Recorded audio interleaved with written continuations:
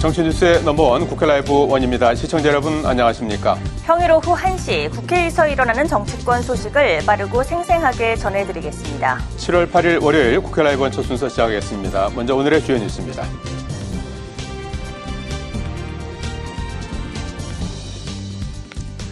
해병대원 특검법에 대한 경찰의 수사 결과가 오후에 비공개로 발표됩니다. 여당은 의혹 없는 수사 결과를 기대한다고 밝혔고 민주당은 경찰의 비공개 발표가 특검의 필요성을 키우고 있다고 비판했습니다. 기재위는 강민수 국세청장 후보자에 대한 인사청문회를 오늘 16일 실시하기로 했습니다. 청문회에선 후보자의 역사인식 논란 등이 쟁점이 될 것으로 보입니다. 문체위도 회의를 열고 여야 간사를 선출했습니다. 오후엔 파리올림픽 준비 점검과 김정숙 여사의 인도 방문 관련 의혹 등에 대한 여야의 질의가 있을 예정입니다. 2부 정치한수에선 천정배 전 법무부 장관과 함께 본회의를 통과한 해병대원 특검법 향방을 비롯해 당권 경쟁이 격화되고 있는 여당 전당대회 상황 등을 짚어봅니다. 네, 경찰이 잠시 뒤에 2시에 해병대원 순직 사건에 대한 수사 결과를 발표할 예정입니다. 여야는 지난 4일 국회 본회의에서 통과된 해병대원 특검법을 놓고 공방을 이어가고 있습니다. 국회 기재위와 문체위는 오늘 각각 전체 회의를 열었는데요. 취재기자 연결해 자세한 소식 살펴보겠습니다. 김동길 기자. 네, 국회의사당입니다. 먼저 여야 정당 소식부터 전해주시죠. 네, 국민의힘은 오늘 해병대원 사건 수사 결과 발표 예고에 한 점 의혹 없는 수사 결과를 기대한다고 밝혔습니다. 또 공수처를 향해서도 신속하고 철저한 수사를 촉구했는데요. 지난 4일 야당 주도로 국회 본회의를 통과한 해병대원 특검법에 대해선 강한 비판을 이어갔습니다. 추경호 원내대표는 최고위원회의에서 진상규명은 외면한 채 민주당의 정략적 의도가 담긴 특검 법안이라고 비판했는데요. 또 특검 추천권을 야당이 독점하고 특검의 공소 취소권을 부여하는 등 특검 법안의 위헌성도 조목조목 설명했습니다. 추 원내대표는 윤 대통령에게 거부권 행사를 요청하겠다는 뜻도 분명히 했는데요. 추경호 원내대표의 발언 직접 들어보시겠습니다. 여야 간에 제대로 된 논의 한 번 없이 정치 공세용으로 무리하게 일방적으로 밀어붙였을 뿐만 아니라 위헌적 요소가 더 악화된 것입니다. 헌법에 대한 도전이자 헌법에 대한 조롱입니다. 한편 국민의힘은 전당대회를 앞두고 잠시 후 2시 광주에서 첫 합동연설회를 개최합니다. 김건희 여사 문자 논란을 두고 당권 주자들이 충돌하면서 후보들 간 난타전이 예상됩니다. 자, 김동길 기자, 더불어민주당은 경찰이 수사 결과 발표를 비공개 브리핑으로 하겠다고 한 데 대해서 비판의 목소리를 높였죠. 네, 민주당도 오늘 최고위 회의가 있었는데요. 박찬대 당대표 직무대행은 수사 결과 브리핑에서 영상과 사진 촬영, 녹음까지 모두 불허한 것을 두고 감추는 게 있기 때문에 비공개로 하는 것이라고 지적했습니다. 또 임성근 전 사단장에 대한 경찰수사심의위원회 명단과 회의 내용도 비공개였던 것을 거론하면서 경찰의 이런 태도가 특검의 필요성만 키우는 것이라고 강조했습니다. 그러면서 윤 대통령을 향해 거부권을 행사하면 국민들은 윤 대통령이 범인이라고 확신하게 될 것이라면서 특검 법안 수용을 촉구했는데요. 박 직무대행의 발언 직접 들어보시겠습니다. 앞서 대통령은 경찰의 수사 결과가 미진하면 자신이 먼저 특검을 하자고 하겠다고 말한 바 있습니다. 이제 그 약속을 지킬 때가 됐습니다. 국회를 통과한 해병대원 특검법은 거부할 명분이 완전히 사라졌습니다. 네, 김동길 기자. 오늘은 국회 문체위와 기재위 두 곳에서 상임위가 열렸는데요. 어떤 내용들이 다뤄지고 있습니까? 네, 먼저 기재위 전체 회의에서는 강민수 국세청장 후보자에 대한 인사청문회를 오늘 16일 실시하는 내용의 인사청문회 실시 계획서를 채택했습니다. 강 후보자는 행시 37회로 공직에 입문해 서울지방국세청 조사 3국장과 서울지방국세청장 등을 역임했는데요. 인사청문회에서는 편향된 역사 인식과 처가 일가 기업과의 이해 충돌, 배우자 아빠 찬스 의혹 등이 쟁점이 될 것으로 보입니다. 국회 문화체육관광위원회는 문체부를 비롯한 예산 소관기관을 상대로 현안 질의를 진행하고 있습니다. 오전에는 여야 간사 선출과 업무 보고가 있었고요. 또 용호성 신임 문체부 차관 임명 논란과 일본 사도광산 유네스코 등재 저지에 대한 의원들의 질의가 있었습니다. 오후 현안 질의에서는 문재인 전 대통령 부인 김정숙 여사의 지난 2018년도 인도 타지마할 방문 관련 의혹과 파리 올림픽 준비 점검 등이 쟁점이 될 것으로 보입니다. 지금까지 국회의사당에서 전해드렸습니다.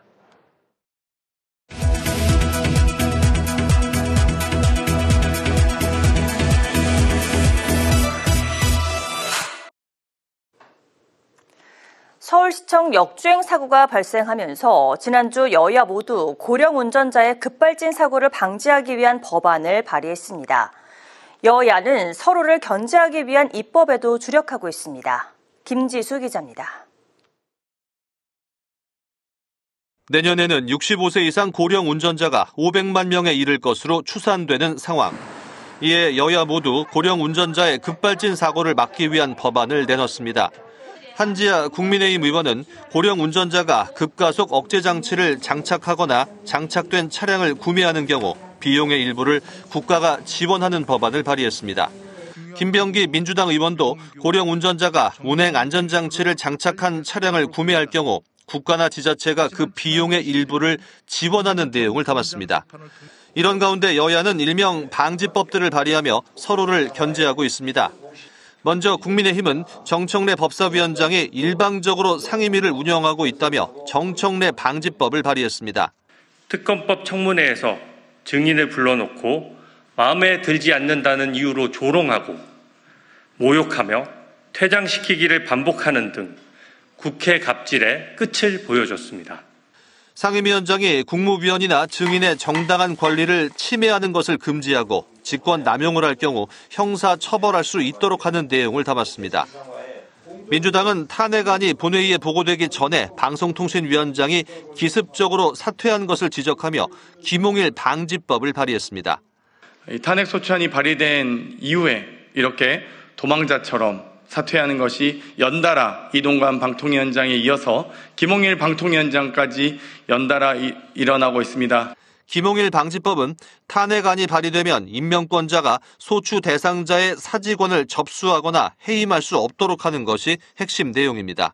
이 밖에 민주당은 특임 공관장 임용 시 자격심사를 강화하는 내용의 이종섭 방지법을, 국민의힘은 야당의 사법 리스크를 겨냥해 본회의에 보고된 이후 48시간 이내에 체포 동의안을 표결하는 국회법 개정안을 발의했습니다. 국회방송 김지수입니다. 국민의힘 지도부가 전당대회 과열 양상에 우려를 표하며 후보들의 자중을 촉구했습니다. 황우여 비대위원장은 오늘 비대위 회의에서 전당대회가 과도한 비난전 양상으로 흐르고 있다는 일부 지적에 귀 기울여야 한다면서 후보 캠프나 지지자들의 강원 당교에 어긋나는 언행에 대해선 당 선관위와 윤리위를 통해 즉시 엄중한 조치를 하겠다고 강조했습니다. 특히 용산과 전당대회 당과의 부적절한 연계가 있을 것이란 일부의 우려에 대해선 결코 그런 일은 있을 수 없다고 일축했습니다. 더불어민주당은 집권 여당이 내부 권력 다툼만 벌이고 있다고 비판했습니다.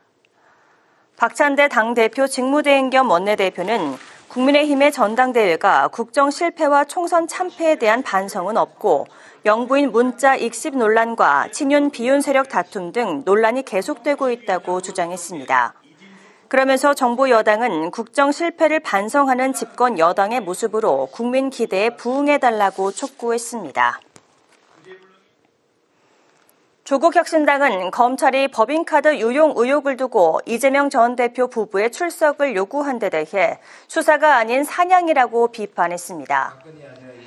김준영 당대표 권한대행은 오늘 최고위원회의에서 검찰은 대장동과 쌍방울 대북송금 사건도 모자라 이번 의혹과 무관한 이재명 전 대표를 부인과 같이 소환해 망신을 주겠다는 의도가 명백하다고 지적했습니다.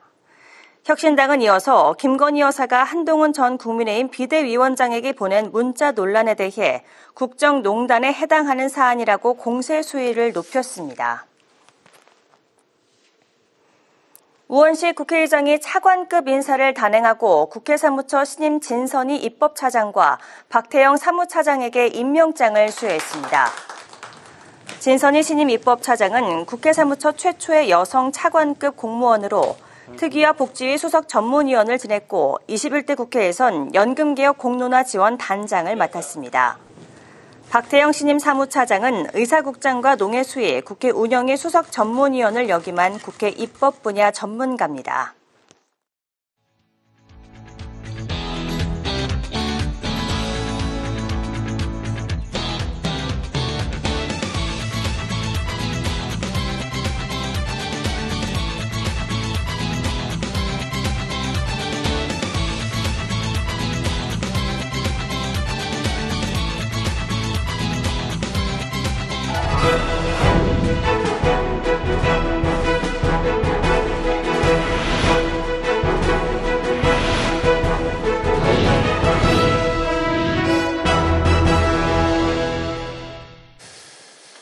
네, 여야는 7월 임시국회에서도 해병대원 특검법 문제를 놓고 강대강 대치를 이어갈 것으로 예상됩니다. 윤 대통령은 순방에서 돌아온 직후에 거부권을 행사할 것으로 관측되는데요.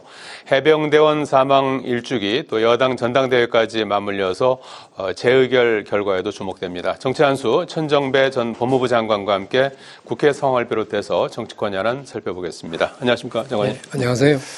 자, 먼저 오늘 잠시 뒤 2시에 해병대원 순직 사건과 관련한 경북경찰청의 수사 결과가 있을 예정입니다. 그래서 어떤 내용이 나올지 이제 궁금한데, 이에 앞서서 이제 일부 나오는 보도를 보면 민간인으로 구성된 수사심의위원회에서 임성근 전 1사단장에 대해서 이제 불송치 결정, 무혐의 결정이라고 봐야 될까요? 경찰 수사 단계에서. 그렇죠.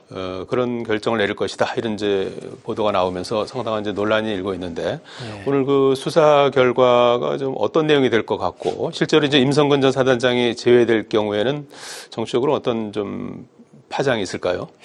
그러니까 우선 수사 결과는 뭐 봐야 알겠습니다만 아마 대체로 그 불송치 결정, 그러면 경찰이 하는 무혐의 결정이라고 할 수 있죠.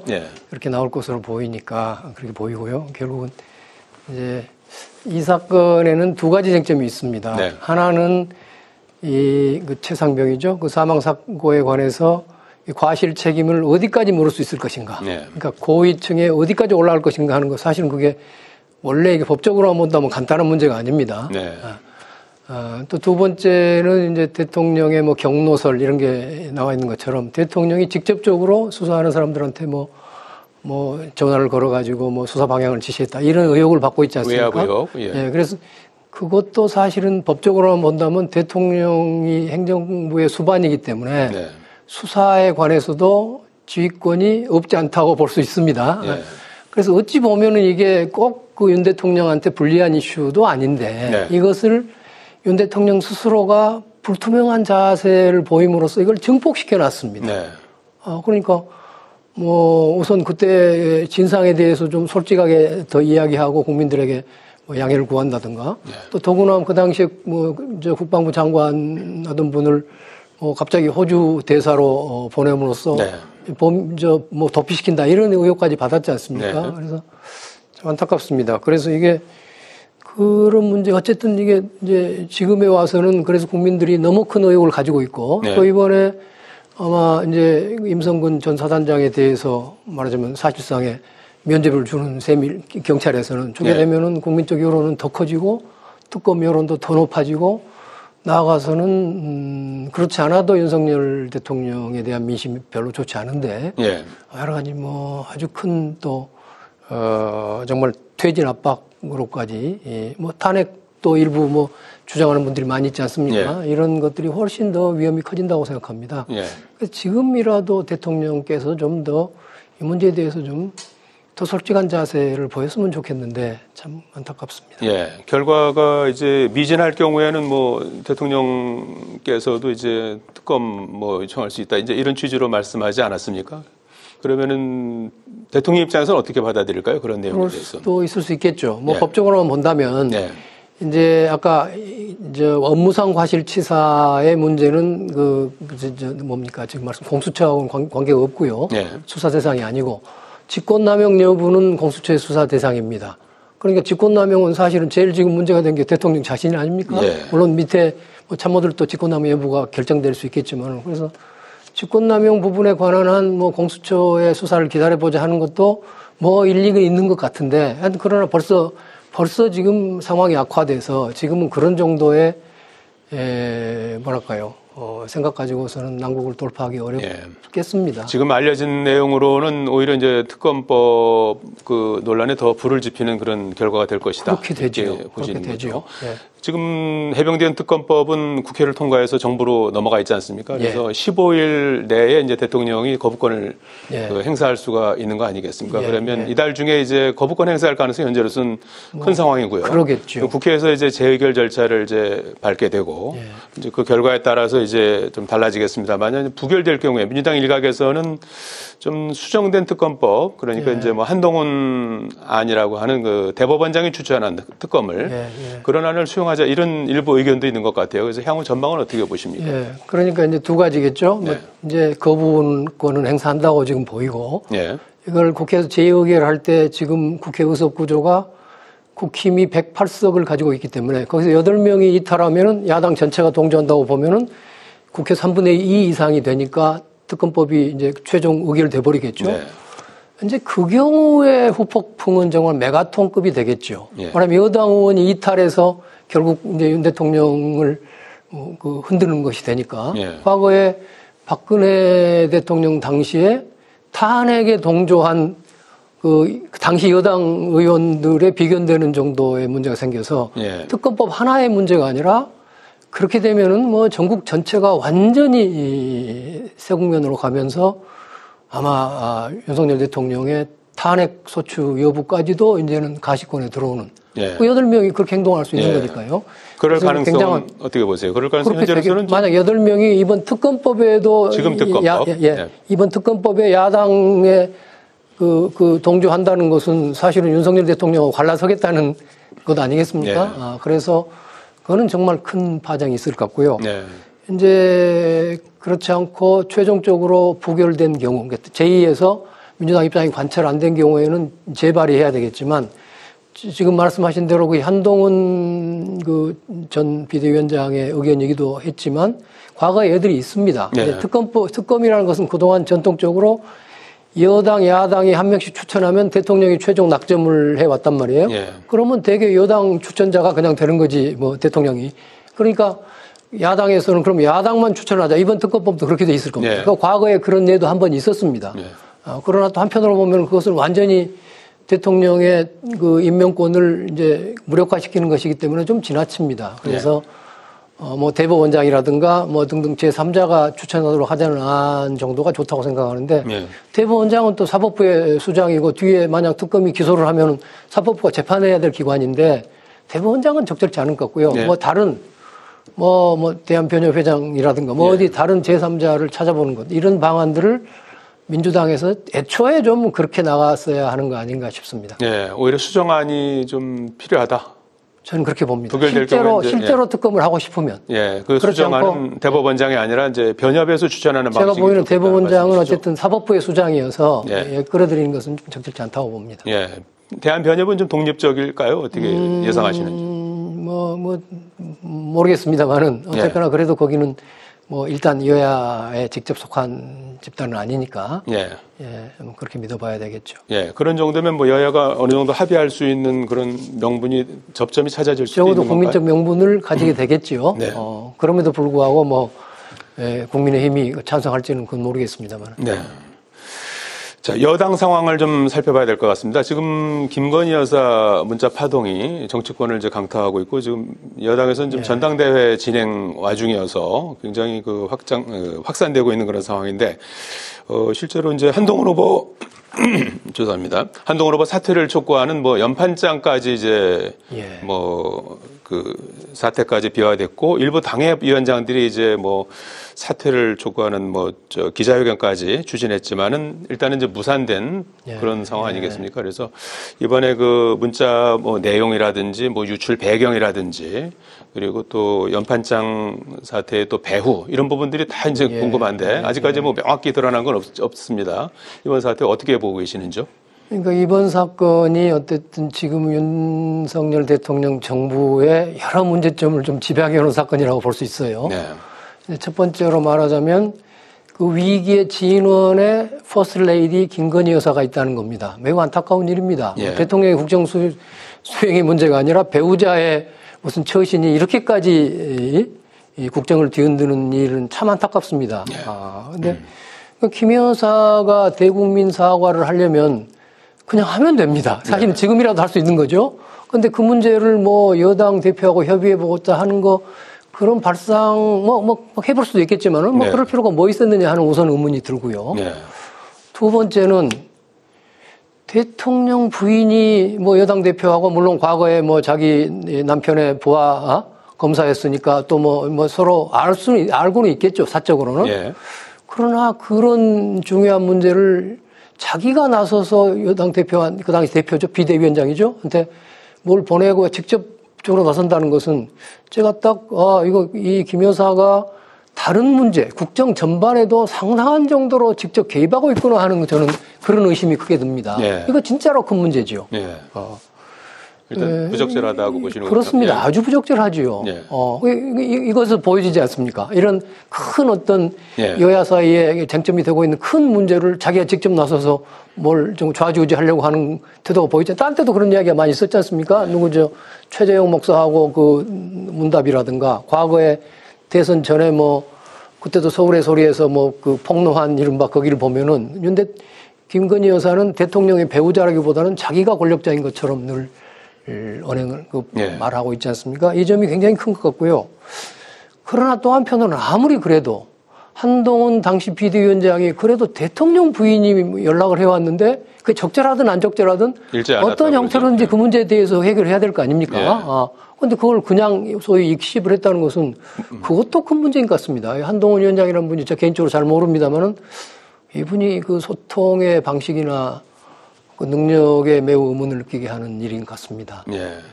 그래서 이거 어쨌든 이 문제로 국민의힘은 지금도 그렇지만은 전당대회가 끝나고도 뭐 친윤이다 반윤이다 뭐 친한이다 이렇게 그 서로 분열해서 그 대립이 심화될 가능성이 크지 않습니까? 이것은 이제 그렇게 되면 더더욱이나 계속적으로 윤석열 정부에 대한 국민적 신뢰가 추락할 것이고 또 국정에 대한 수행 능력도 매우 낮아져서 이건 정말 국가적 불행이 될 것 같아서 매우 안타깝습니다. 당장의 전당대회는 어떤 영향을 미칠 것 같습니까?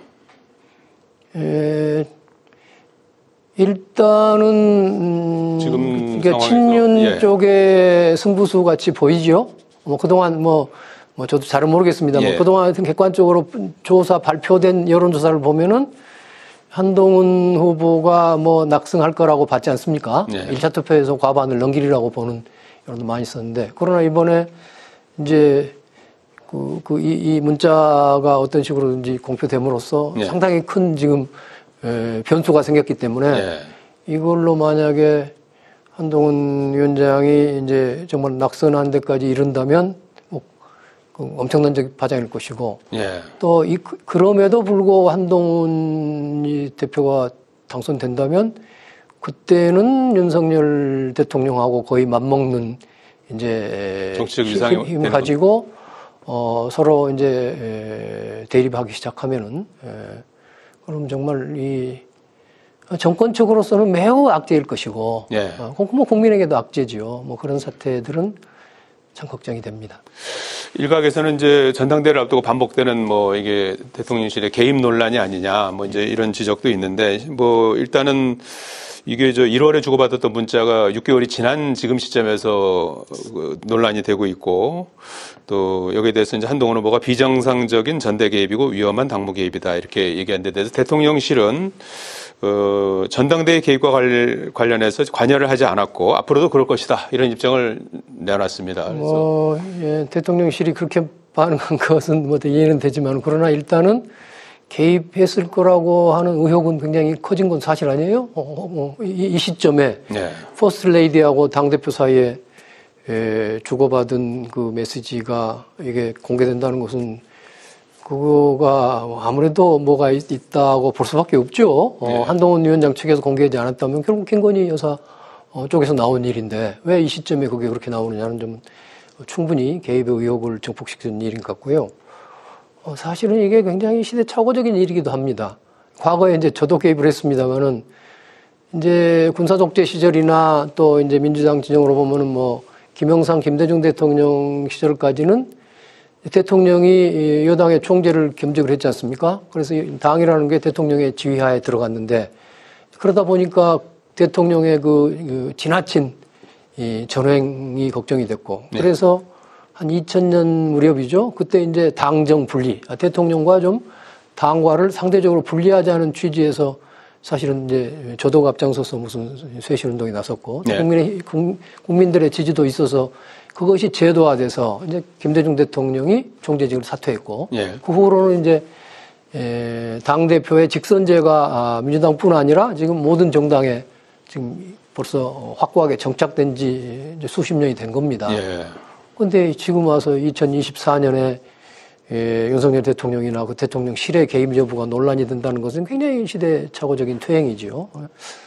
이런 모르겠어요. 이런 문제들 너무 명백히 보이는데 왜 대통령이나 그 대통령실에서는 이런 거를 좀 정면 돌파, 정면 돌파라는 것은 어떤 식으로든지 좀 투명하고 원칙에 맞게 나오지 못하고 늘 회피하고 방어적인 태도를 취하는지 정말 걱정입니다. 예.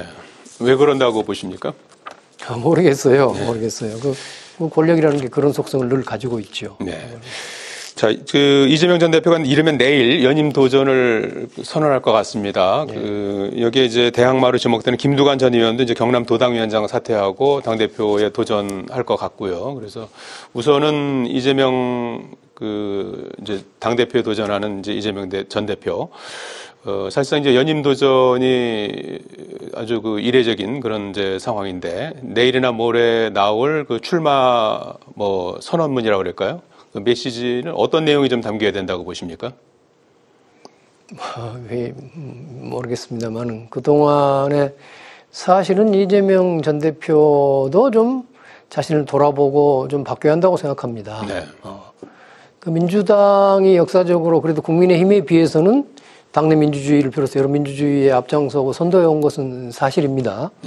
그런데 이제 이재명 전 대표 시대에 지금 민주당이 사당화, 또 심지어는 이번에 무슨 개인 숭배까지 의심스러운 그런 일들이 벌어지는 것은 그것도 굉장히 안타까운 일입니다. 이번에 검사 탄핵을 보니까 이건 사실은 뭐니 해도 이 전 대표의 방탄을 위한 것이고 또 국회의원에게 부여된 그 탄핵권이라는 굉장히 헌법적 권한을 남용한 거라고 말할 수밖에 없겠어요. 그래서 이런 상황을 타개할 수 있는 좀 명확한 메시지가 나와야 한다고 생각합니다. 그래서 사실은 제일 좋은 것은 이재명 대표가 불출마하는 것이 옳겠죠. 사실은 아까 당정 분리를 이야기했습니다만 이재명 대표는 지금 대통령은 아니지만 거의 대통령 이상 가는 권력을 가지고 있는 분이고 또 차기 대선에서도 사법 리스크에서만 벗어난다면 가장 유력한 대통령, 예비 대통령이죠. 그래서 그런 점을 고려하면은 당은 좀 더 이제 당의 지도자로 남으면서 조금 이제 다른 분들한테 맡겨보는 것도 좋다고 생각하는데 이미 하여튼 그런 것이고요. 출마는 사실 기정사실화 돼 있는 거. 기정사실화. 내가 지난번에도 나와서 아마 오래전에 출마를 결심했을 거라고 말씀드린 적이 있습니다만은. 어쨌든 그래도 김두관 전 의원이 출마한 것은 다행이라고 생각합니다.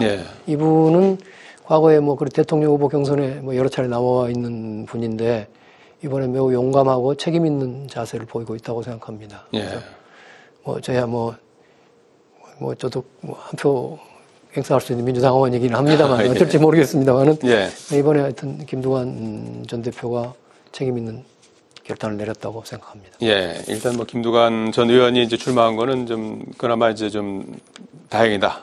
그냥 박수 쳐서 당 대표가 된다면 그건 김대중 총재나 대표 시절에도 그러지는 않았습니다. 그때도 반드시 결과는 어떻게 예상하십니까? 이제 지난번에 어차피 이재명 대표가 이재명 7.77%. 예, 어차피 이재명 대표다 뭐 이렇게 네. 말할 수 있겠습니다만은 네. 그러나 한편으로는 민주당원들이 그동안 축적해온 또 역량이라는 것을 저는 신뢰하기 때문에 네. 김두관 후보가 된다면 아마 이재명 전 대표를 위협할 만한 정도의 위력적인 표를 얻을 것이다. 저는 그렇게 생각합니다. 아, 그렇게까지 예상하시는군요. 예, 예. 앞으로 진행되는 상황 계속해서 살펴보겠습니다. 여기까지 듣겠습니다. 고맙습니다. 예, 감사합니다. 예, 정치한수 천정배 전 법무부 장관과 함께했습니다. 시청자 여러분 고맙습니다.